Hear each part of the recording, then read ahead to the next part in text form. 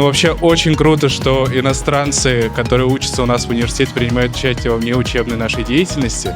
Мы вас всегда ждем на наших концертах, на наших мероприятиях. Надеюсь, что в дальнейшем вы будете проявлять больше участия.